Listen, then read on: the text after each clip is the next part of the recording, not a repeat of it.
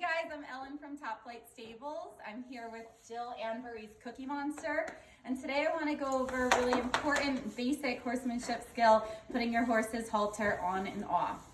So when you are putting your horse's halter on, horses don't like to be approached from head on. They get a little nervous when we raise our hands sometimes up at their face. So we always want to approach the horse by putting its halter on facing the same way as the horse, standing by his shoulder, and carefully putting his nose through the noseband of the halter and up over his ears. If you're approaching a horse who, like Cookie here, is eating his pile of hay and not paying much attention to you, a really basic horsemanship skill would be to ask the horse to turn his haunches away from you. I'm going to just ask Cookie to move his haunches away. Good boy, so that he turns and faces me a little bit, so that he gives me an eye and an ear as he did there.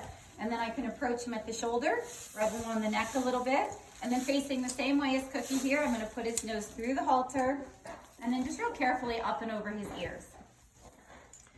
When you're removing your horse's halter, one common mistake I see is that horses tend to want to kind of have that halter taken off quickly, and then they want to bolt over to their hay pile or kind of rush off to the field to eat some grass. So when you're working with a horse and you're about to take his halter off, it's really important that you keep the horse's head tipped in a little bit towards you. Number one, that's so that when their nose is tipped in towards you, their hind end is tipped away from you. And if he does turn to bolt for his food, you'll be much safer rather than having his hind end turning towards you. So I'm going to keep Cookie's nose tipped in toward me.